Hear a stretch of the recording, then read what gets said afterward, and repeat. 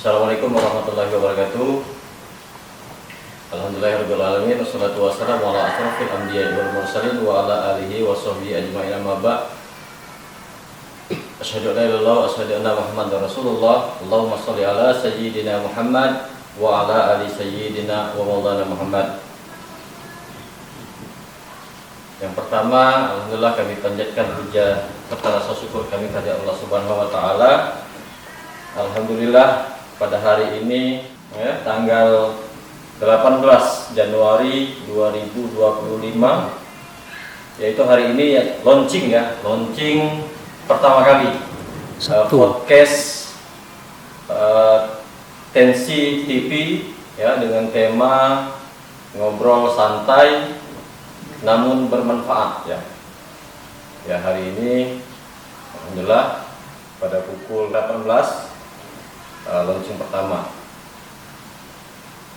Tak lupa pula karena ini awal adalah launching pertama podcast kita Tensi TV yang dengan tema ngobrol santai bermanfaat ini, kita ucapkan salawat serta salam kita kepada junjungan Nabi besar kita Muhammad SAW. Mudah-mudahan apa yang telah beliau ajarkan kepada kita dan juga beliau telah memperjuangkan agama Islam dari kegelapan sampai yang terang benderang saat ini, dari zaman kebodohan, dari zaman jahiliyah sampai ke zaman yang serba canggih pada saat ini yang kita rasakan.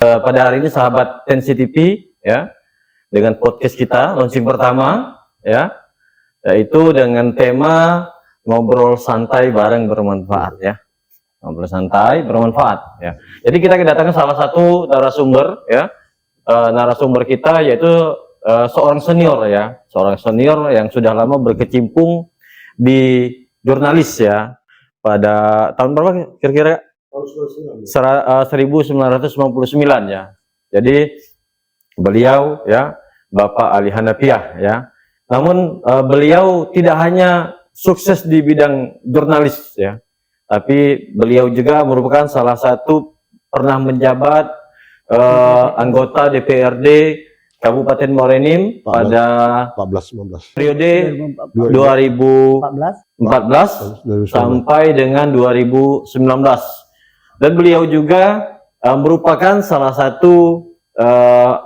aktivis dan juga tokoh masyarakat di Kabupaten Muara Enim dan juga di Kota Prabu Mulih Beliau sangat disegani gitu kan. Juga merupakan salah satu petani sukses loh. Nah, petani sukses di Kecamatan Lemak Kabupaten Muara Enim Sumatera Selatan. Juga beliau saat ini masih juga berkecimpung Pak sebagai pengusaha juga kontraktor usaha kontraktor Nah, itu jadi beliau ini merupakan salah satu orang yang sukses sukses di bidang jurnalis, pengusaha, petani, dan juga di bidang politik gitu. Jadi harapan kita beliau Bapak Ali Hanafiah sarjana ekonomi ini bisa menjadi contoh kita terutama bagi bagi jurnalis mari kita simak, kita dengarkan nasihat dan pengalaman-pengalaman beliau. Assalamualaikum warahmatullahi wabarakatuh. Selamat datang Bapak Ahli Hanafiah sarjana ekonomi. Selamat datang di podcast pertama Tensi TV atau yang kita sebut dengan ngobrol bareng bermanfaat. Iya. Yang perlu kami tanyakan dengan Bapak, pertama, Bapak menggeluti dunia jurnalis dari tahun berapa Pak? Atau sampai sekarang, atau mulainya kapan, dan pengalaman-pengalaman Bapak di dunia jurnalis? Terima kasih kepada rekan-rekan di Tensi TV. Saya rasa sebelum kita ngobrol lagi, kita minum dulu. Siap. Sambil nyantai gitu. Santai. Jadi begini, yang pertama saya bersyukur bahwa pada hari ini launching pertama TV yang telah mengundang saya secara pribadi, yang mana memang pada saat ini saya tetap menekuni masalah jurnalis, yang saat ini juga saya masih tercantum di PWI Sumatera Selatan, yang juga insya Allah di periode baru ini juga saya masih akan diberikan amanah menjadi sekretaris Dewan Penasehat Persatuan Rakyat Indonesia di Kota Pekanbaru. Berkenan dengan apa yang ditanyakan saudara tadi,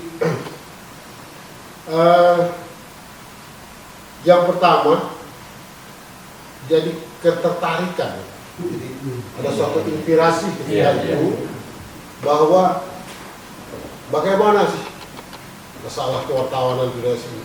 Maka di situ saya terus melihat seorang orang jurnalis yang begitu fokus pada pemberitaan, pada hal-hal yang lain, yang sifatnya membangun, yang mitra kerjanya saya pikir banyak. Maka di situ saya terinspirasi. Nah, dengan inspirasi itu saya ingat pada tahun 1999 saya diajak teman saya, seorang pimpinan umum dari media Rupos ketika itu, diajak kerjasama untuk sebagai jurnalis. Alhamdulillah dengan kepiawaian Bapak Sarifudin itu, saya diberi kepercayaan sebagai wartawan untuk tugas-tugas di daerah. Nah, di samping itu juga, ketika itu seorang wartawan itu bukan sekaligus dia menjadi wartawan. Dia diberikan surat tugas dulu, hanya 1 lembar. Jadi belum ada KTA? Belum. Beda. Jadi 6 bulan, 6 bulan kita diberikan surat tugas dulu. Setelah itu bisa dapat dipertanggungjawabkan surat tugas itu, maka baru dikeluarkan KTA. KTA sebagai insan pers dari Agung Pos. Setelah bertahun perkembangan saya sudah tugas di biro-biro di Sumsel. Saya pernah ditugaskan di Biro Sumatera Selatan, Biro Pramugari, Biro Marinim, Biro Lahat, Pagarawan. Dan kita juga saya pernah akan dibawa ke Batam. Tapi karena ada sesuatu hal ketika itu maka dibatalkan. Ini kronologis saya sebagai maksimal sekali saya wartawan. Nah, setelah itu saya berkembang karena kewartawan ini kita boleh kita mencari media-media yang sangat positif bagi kita. Ketika itu saya menjadi sebagai wartawan dari majalah Pilar. Majalah dulu, Iya. awal gitu kan? Ya, dari awalnya ini koran, dari awalnya Koran apa itu? itu Agung Pos. Agung Pos ketika itu ya? Nah, ketika itu memang kita boleh keluar dari media itu, kita pindah lagi. Nah, di Pilar itu saya tertarik ketika itu seorang pimpinan yang punya perusahaan itu atau Winata. Winata itu seorang pengusaha yang sukses dan dia mendirikan media Pilar itu gara-gara dia pada perang dengan Tempo. Perang? Iya, perang Tempo masalah berita. Oh iya. Ketika itu Tempo memberitakan ada Tommy Winata di Tanah Abang. Di Tanah Abang Pali? Jakarta. Jakarta. Ada Tommy Winata di Tanah Abang. Itu ada gejolak. Iya. Nah, sehingga kata-kata itu membuat kita singgungan Tommy Winata. Jadi dia buatlah satu perusahaan, itu majalah Pilar. Majalah Pilar baru dia dapat perang media. Akhirnya sampai Tempo itu kewalahan. Seterusnya saya pernah juga ditugaskan, saya pindah lagi ke berita koran pagi. Berita pagi. Tidak, koran pagi Jakarta. Koran pagi Jakarta. Jadi disitulah saya ditugaskan di Sumsel ini. Saya di biro Sumsel, tapi saya bisa bertugas ke daerah-daerah. Itu yang, nah, akhirnya saya berpikir, saya seorang putra daerah, kapan lagi saya akan membantu kawan-kawan di media-media lokal yang ada di Sumatera Selatan. Nah, setelah itu baru saya bergabung dengan bukan jurnal Sumatera, Jembatan Informasi. Yaitu yang dipimpinnya yaitu Pak John Heri. Itu saya juga pernah wartawan dari Jurnal Sumatera, di pimpinan umumnya itu Pak Eka almarhum, yang sekarang sudah diambil alih oleh teman saya di Kayabu. Nah, akhir cerita itu saya berpikir Nah, kok sekarang ini kenapa sih iya, kita bikin sendiri perusahaan? Iya, iya. Maka saya dengan teman-teman bukalah media yang kami bentuk ketika itu di tahun 2020. Itu yang kami lakukan sekarang yang eksis itu Sultan Buddha TV. Yang sekarang tetap bergerak di online. Nah ini pengalaman saya, mulai saya sebagai jurnalis. Selanjutnya Pak Ali Hanafiah, selanjutnya akan kita bahas lagi mengenai perkembangan jurnalis di zona 3. Ya. Ini Pak, dengan mudahnya si A, si B jadi wartawan Pak, dengan mudahnya. Ya. Kalau menurut Bapak tadi kan prosesnya panjang. Ya, Sekian baru dapat RTA, sekian baru dapat baru boleh nulis. Nah Ya, itu ya. gimana Pak? Kita lihat dari penilaian sekarang Pak, dengan mudahnya jadi seorang jurnalis. Jadi begini, seorang jurnalis itu memang ada dipermudah oleh pemerintah. Seorang punya perusahaan media, dia boleh merekrut seorang wartawan. Iya. Bisa dikeluarkan kartu PSA atau KTA. Nah ini yang sangat saya sesalkan. Zaman-zaman ini kok mudah sekali kata Iya. Bapak tadi. Padahal kalau kami dulu itu mau masuk jadi wartawan itu 6 bulan dulu pakai kertas lembar surat tugas. Setelah itu lulus dinyatakan bisa, baru buat keluar KTA. Nah, dan kami dulu diharuskan ikut organisasi kewartawanan. Makanya saya itu karena yang paling eksis PWI, makanya saya ikut PWI. Nah yang sekarang Perkonjura 3 itu, yang saya katakan tadi, media Ya. perusahaannya, dia merekrut untuk mempermudah wartawan ini ada di situ. Padahal, ya sebenarnya teman-teman tuh bagus, dia bisa buat berita, buat apa. Tapi yang saya sesalkan itu tadi banyak yang agak melenceng dari aturan yang sebenarnya seorang jurnalis. Iya. Tapi mudah-mudahan bisa kedepannya akan lebih baik, apalagi perusahaannya akan memberikan satu wejangan kepada wartawan mereka untuk ikut organisasi kewartawanan, sehingga di situ bisa menambah ilmu-ilmu. Seorang wartawan itu memang hebat. Dan wartawan itu kalau saya pikir mungkin teman-teman bisa satu ide dari saya. Dia adalah seorang malaikat. Kenapa dibilang malaikat, Pak? Jadi begini, dia bisa menulis, bisa memperbaiki orang, dan bisa juga memperburuk seseorang.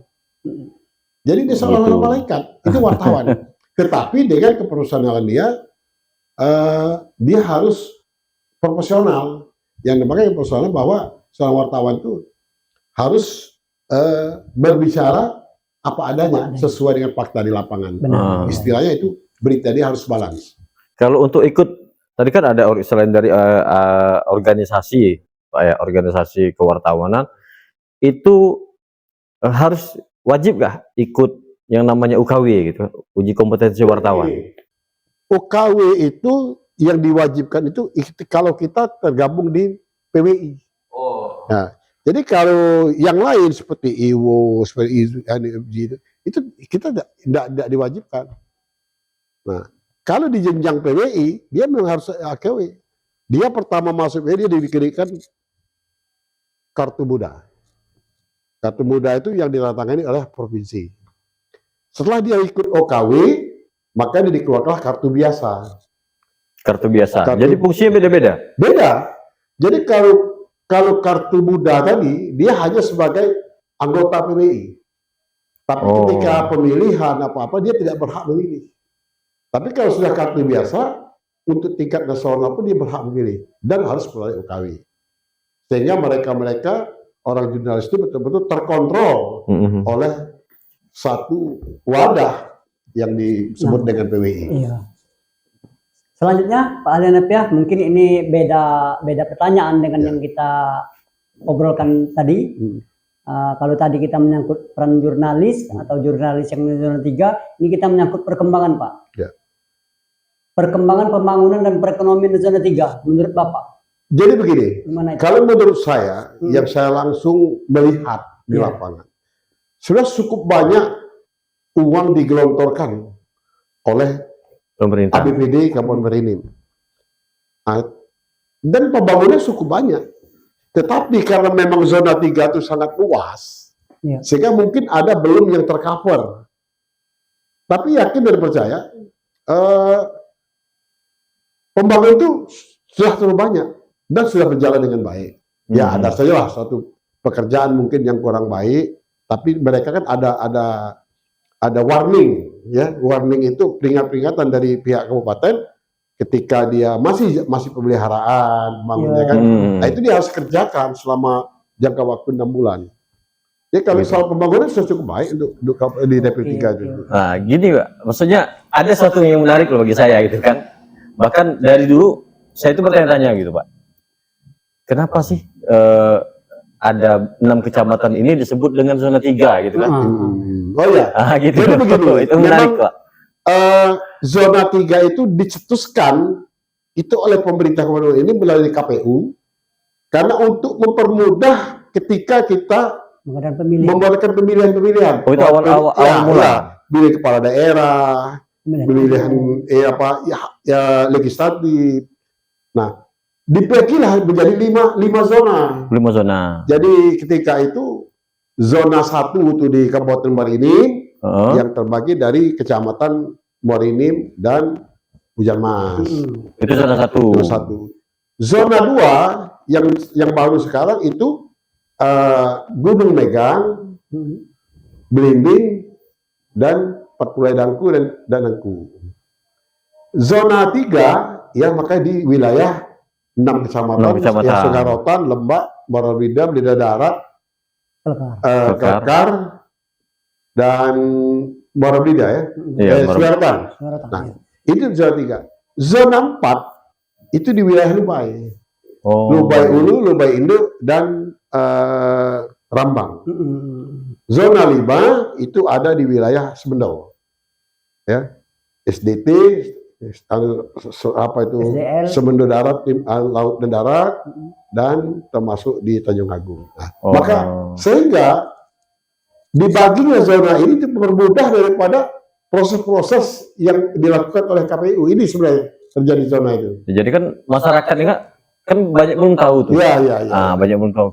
Setahu orang kan ya zona apa nama itu wilayah Belida, Belido gitu kan, wilayah Belido kan, wilayah Rambang gitu kan, itu. Jadi istilahnya dengan adanya penjelasan dari tokoh masyarakat lah gitu kan, tokoh masyarakat ya, Muarinim ya. Jadi masyarakat itu bisa tahu, oh berarti sejarahnya zona 3 ini gitu loh. Sejarahnya berarti dari KPU untuk mempermudah pemilihan ya, pemungutan suara gitu ya. Nah, itu intinya Pak ya. Nah, terus lagi gini loh. Kita kan selalu digadang-gadang, selalu apa ya? Kayak ada harapan gitu Pak ya. Bahkan sudah beberapa kali yang namanya kita diskusi baik dari DPRD, dari pemerintah Kabupaten Muarinim kan dengan bupati dan juga pejabat RS lainnya, dan juga bahkan dulu kalau tidak salah pernah di Gelombang ya kan, masih zaman wakil bupati kalau tidak salah Bapak Haji Nurul Aman kan gitu kan. Nah itu kan, nah harapannya Pak, harapan untuk DOB gitu, di zona 3 gitu Pak gitu kan. Nah, itu. Karena kan sudah lama kan, sudah lama itu kan. Menjelang pemilu, menjelang pilkada selalu digadang-gadang oleh si calon untuk saya bisa memekarkan itu. Menurut Bapak gimana itu Pak? Untuk tahun ini kan sepi, tidak ada kata-kata yang saya bisa mekar, sepi. Tapi sekarang penilaian menurut Bapak. Jadi begini, proses DOB itu sebenarnya bukan seperti membalik telapak tangan. Ini yang satu perlu ketahui. Dan memang biasa ketika ada perjuangan untuk membentuk satu kabupaten yang baru, DOB tadi, banyak para partai politik itu mencari bermunculan kesempatan seolah dia bisa untuk lebih cepat. Ya. Sebenarnya begini, kilas balik ketika itu di tahun 2000, kalau salah di 2011 itu kita buka presidium. Presidium awalnya gitu ya. Nah, setelah ada presidium, baru kita membuat satu persyaratan untuk menjadi DOB. Nah, kebetulan memang DOB Gelombang ini sangat bagus proses perjalanannya. Ketika itu, Iya, ketika itu. bagus, tidak ada halangan apa. Padahal kami sebagai pengurus, saya di humas di presidium itu merasa ada ketakutan. Iya. Ada suara-suara sumbang dari daerah lain, dari pusat. Bahwa tidak segampang itulah. Kamu harus punya biaya yang besar Oh untuk gitu, persiapan gitu. tanah yang apa. Nah, dengan adanya itu, kami agak kendor. Ngerem. Tapi setelah itu ada selalu tokoh. Kalau nggak salah itu Pak Hanan Hangarain yang dia mantan wakil bupati di tahun Marinim. 2013. Nah, terimisasi kami, Bung Hanan inilah yang memberikan satu wejangan, memberikan satu kekuatan bagi kita. Sehingga kerjaan kami kebetulan ketika itu ya alhamdulillah saya masih menjabat anggota DPRD Kabupaten ini. Sambil minum gitu, Ya, sambil saya minum, minum, nyantai-nyantai tidak gitu, apa-apa. sambil Jadi, minum. Eh, Izin dulu, kameramen. jadi apa itu ya?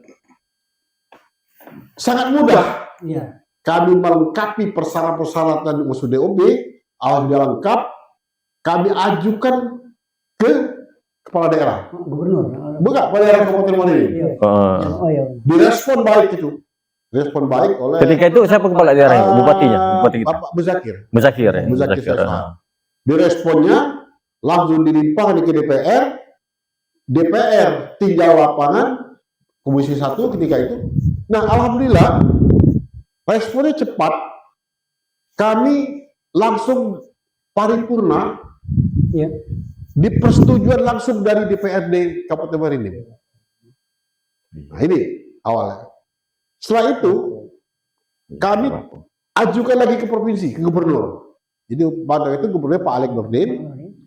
Alhamdulillah Pak Gubernur itu sangat respon dan positif. Ini dia langsung persetujuan.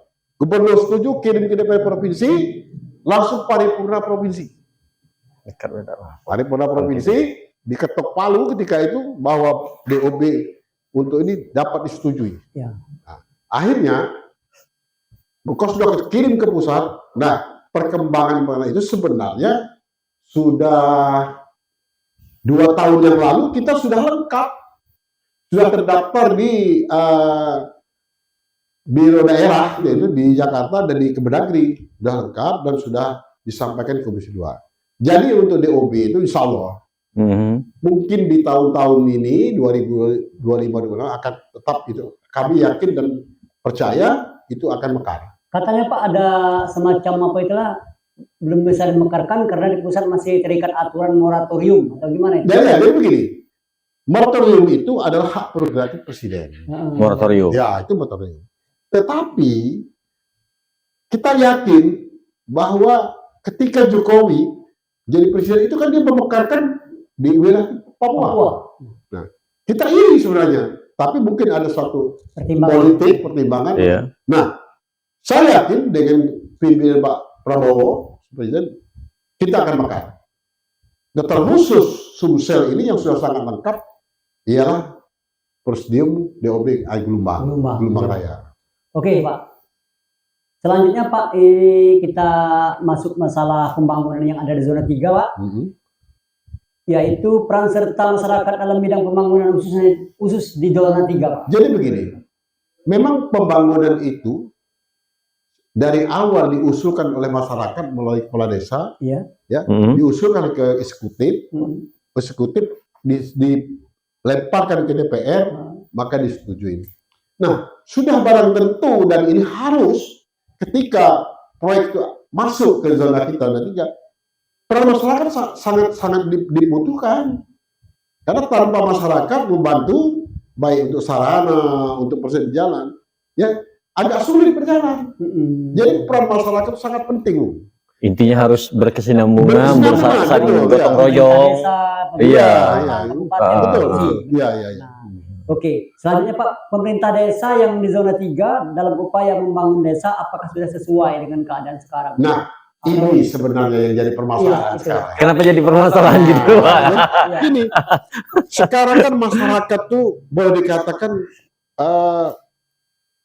Sudah pintar. 60% Ah, sudah tidak percaya lagi Dengan dengan pemerintahan-pemerintahan yang ada sekarang. Karena apa?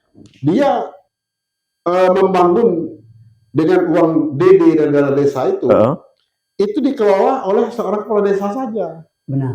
Iya. Ya, tapi kita tidak menuduh bahwa Iya, kepala desa benar, berbuat benar. tidak iya, benar. iya. Mungkin kepala desa niatnya bagus, tapi image masyarakat itu beda. Makanya banyak proyek-proyek yang ada khusus Dapil 3 yang dibangun oleh dana desa, banyak baru 3-4 bulan sudah hancur. Benar. Nah, ini harapan saya juga, sepertanyaan tadi, ya supaya lebih lebih efektif. Efektif, ya. Apalagi bila perlu ya pemerintah kabupaten, provinsi itu turun. Bila perlu diaudit itu, sehingga yang baik tetap baik. Karena kita tidak tahu, mungkin kan banyak sekarang cerita kepala desa menggelapkan dana desa yang sudah tersangka, sudah hukum. Banyak sekarang. Termasuk zona 3 pun sudah ada 2 orang. Termasuk desa Tanjung Bedang dan desa Petanang. Nah, ini yang perlu kita harapkan itu, bahwa jadi kepala desa itu betul-betul harus memikirkan masyarakat. Nah, itu jangan sampai ada hal-hal yang tidak diinginkan. sepengetahuan Bapak gitu loh, masalah dana desa lagi-lagi kan gitu. Itu berapa persen untuk pembangunan, beberapa persen untuk yang lainnya itu gimana Pak? Jadi sebenarnya dana desa itu ada pos-pos pembagian. Khusus. Ya, Pos khusus. ada persentase pembangunannya kalau tidak salah sekitar 30%. Untuk pembangunan ya. Ya, untuk gaji-gaji perangkat desa dan kades itu ada persentase khususnya. Dan untuk BLT tunai itu kalau tidak salah ada 20%.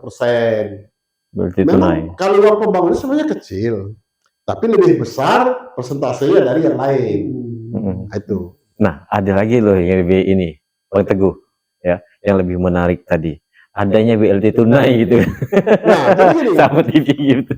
BLT tunai ini diberikan oleh pemerintah mengrekrut daripada masyarakat yang tidak tercover oleh Pemerintah pusat. Gitu. Nah, setelah kita cek di lapangan, ternyata di satu desa banyak seorang yang miskin, tidak mampu. Nah, sehingga itulah didata oleh seorang kepala desa bersama BPD dan perangkat desa untuk mencari orang-orang yang ada di desanya yang kurang mampu tadi. Tapi kan gini loh, kembali ke BLT tunai. Ini sesuai laporan masyarakat yang ada gitu kan, karena kita juga seorang jurnalis gitu loh Pak, gitu kan. Jadi pernah ada masyarakat yang mengadu gitu kan. Kenapa? Oh, tetangga saya tuh sudah dapat tuh BLT yang dari pusat gitu kan, dari kementerian, gitu kan. Kalau nggak salah ngambil kantor pos gitu. Tiba-tiba dapat lagi dari pos desa. dapat lagi dari desa. Nah itu gimana ini gitu? salah total seorang kepala desa. Tidak dibenarkan. Seorang masyarakat yang mendapatkan bantuan pusat, baik PKH dan lain-lain, itu mendapatkan BLT tunai. Karena BLT tunai itu untuk mengcover orang-orang yang tidak terdaftar dari bantuan pusat. Oh iya. Jadi salah. Seorang pemimpin di desa itu kalau orang yang sudah dapat PKH atau dapat BLT yang lain melalui pusat, dia diberikan BLT tunai desa. Salah. Tidak benar. Jadi ada pengalaman loh Pak, ada pengalaman gitu sedikit ini, Bang Teguh. Jadi ketika itu saya berbincang dengan masyarakat tanpa disengaja gitu kan. Dia tidak tahu kalau kita seorang jurnalis kan gitu kan. Nah, dia berbicara gini, ketika itu dia mendapat BLT yang dari pusat, gitu kan? Iya, jadi dia dapat, tiba-tiba di periode berikutnya dia tidak dapat. Jadi satu periode dia dapat, periode yang kedua dia tidak dapat Pak. Nah, itu secara otomatis berpindah tangan ke orang lain, ke keluarganya. Salah satu perangkat desa gitu loh. Nah gitu. Itu gimana Pak? Karena gini, setelah dia mengadu, katanya dia mengadu ke saudaranya, dia punya rekan, punya keluarga wartawan kan, jurnalis juga, dia mengadu. Nah setelah diurus, berubah lagi ke dia, ke periode berikutnya. Itu gimana gitu Pak? Nah, jadi gini, memang banyak terjadi. Banyak gitu ya. Kami juga pernah mendengar itu. Dia dapat 1-2 kali hilang, akhirnya berubah orang lain. Benar. Nah, Sebenarnya itu sudah pernah kami pertanyakan dengan para kepala desa, dan mereka menjawab, kami tidak tahu. Perubahan ini kan dari pusat, sedangkan kami yang data awal pun itu dari para kadis-kadis yang dulu. Nah, ini menurut keterangan seorang kepala desa. Nah, ada juga memang yang dinyatakan kembali ke keluarganya itu ada. Benar, Nah, ada. Tetapi memang setelah kita cek itu memang data pusat balik nama itu. Tapi ya, nah ini kan yang rancu loh Bang, untuk gue kan, Iya. bikin rancu. Pusat itu apakah tahu dengan data seseorang yang ada di desa Ya, tanpa laporan dari pemerintah desa gitu kan? Tapi itu juga setelah kami selidiki itu ada perubahan data tuh, jadi dari pemerintah desa dia menyalurkan ke Dinsos itu maksudnya gitu. Nah, Dinsos itu baru berubah. Ya, itu ada sebagian yang begitu. Tapi mungkin tidak seluruh ya. Jadi kan pengalaman-pengalaman lah gitu kan. Cuman kita kan bercerita bukan sekali lagi bukan menjelekkan sahabat-sahabat kepala desa gitu kan. Ini perlu pelajaran buat kita bersama gitu kan. Ya kita membangun. Nah, kita kan pengen membangun desa. Kalau desa maju, kabupaten kota kan maju. Kabupaten kota maju, provinsi maju, dan sampailah negara yang maju. Jadi desa inilah penunjang gitu kan, bagi tiang gitu. Awal dari desa. Nah gitu Pak. Oke, Pak Nenep ya. Selanjutnya yang terakhir Pak. Potensi apa yang bisa membantu dalam percepatan DOP Gelombang? DUB. Nah, ini. Iya. Memang saya cerita dikit dari belakang. Iya. Bahwa pernah kami seolah dicemoohkan oleh orang luar bahwa tidak mungkinlah DUB Gelombang akan mekar karena posisinya apa? Potensi. Iya, posisinya apa? Padahal orang tidak tahu, orang luar. Kami sebagai putra daerah yang ada di Danau Tiga ini, kami tahu persis. Perlu ketahui sumber minyak yang terbesar itu ada di Dapil 3. Di Dapil 3. Ya, Di kecamatan itu tidak ada sumur. Dia hanya kantor. Ya, sekarang yang terbesar di Dapil 3 itu sumber dari minyak. Sumber minyak. Ya. Terus sekarang ada ribuan hektar sawit. Ada ini apa itu pabrik sawit. Terus sekarang ini stok pile batu bara itu kembalinya ke Dapil 3. Nah, di samping itu juga sudah banyak berdiri ruko-ruko dan perang yang sukses. Nah, itu kan dikenakan pajak PPN. Satu contoh, rumah makan Tahu Sumedang itu dia menyumbang ke Kabupaten Mailing 1 tahun 4 miliar. 1 tahun. Wow. 4 miliar dari rumah makan Tahu Sumedang. Cuma dari satu rumah makan. Satu rumah makan. Nah, kami yakin ketika DOB Gelombang ini mekar, banyak inspektor yang akan datang. Mungkin dia buka hotel, buka rumah makan yang lebih besar. Nah, itu kan income itu.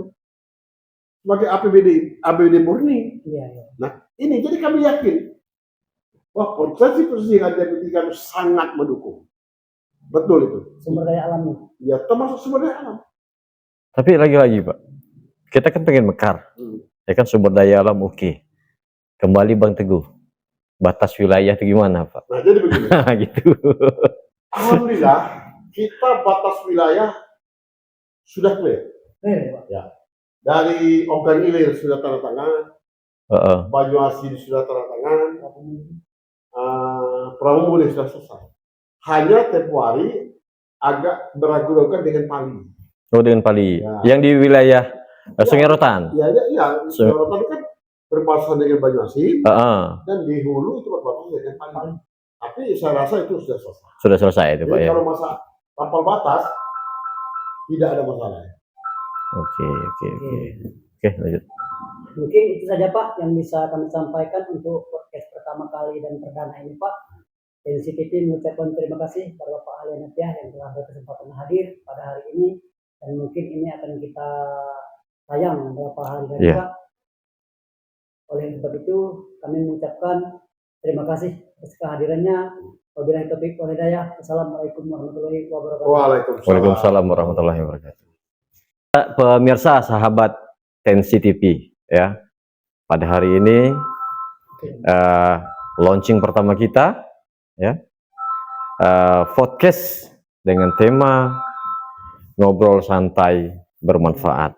Jadi telah kami sampaikan tadi oleh narasumber kita Bapak Ali Hanafiah ya, sebagai salah satu seorang jurnalis senior ya. Saat ini banyak yang yang beliau sampaikan itu kan tentang pengalamannya selama menjadi seorang jurnalis, pengalaman juga ketika sebagai seorang aktivis Pak ya, aktivis ya di Kabupaten Muara Enim khususnya, memperjuangkan bagaimana daerah otonomi baru ya, terutama Gelombang Raya Bang ya, Gelombang Raya ya. Nah, Gelombang Raya ini terdiri dari 6 kecamatan yang diperjuangkan untuk menjadi kabupaten baru. Nah itu, jadi banyak sekali pengalaman beliau ya. Tidak hanya itu, beliau tadi ya, disampaikan juga berpengalaman di bidang suatu kontraktor ya. Nanti kita sambung di episode berikutnya, kita berbagi lagi pengalaman-pengalaman. Dan juga kami mohon maaf gitu kan.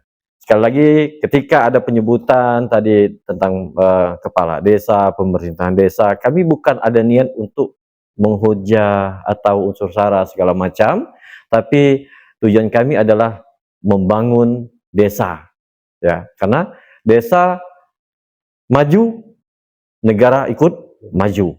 Karena desa adalah tiangnya negara. Kalau desa hancur, negara pun akan hancur, gitu kan. Oke, terima kasih Bapak Ali Hanafiah, sarjana ekonomi, ya. Terima kasih atas kehadirannya, Pak, gitu kan. Mudah-mudahan di podcast pertama ini, ya, akan membawa suatu kemajuan untuk kita bersama, untuk Sultan Muda, ya, PT Sultan Muda Perkasa, ya, dan juga Tensi TV, ya, Tensi TV. Insya Allah kedepannya, ya. Jadi bagi sahabat-sahabat juga yang ingin bergabung dengan Tensi TV, ya, para pemerintah desa, para pengusaha, pemerintah kecamatan, kabupaten kota maupun provinsi dan juga pusat. Kalau ingin bergabung dengan kita siap untuk bekerja sama. Demikian, bila taufiq wal hidayah. Assalamualaikum warahmatullahi wabarakatuh.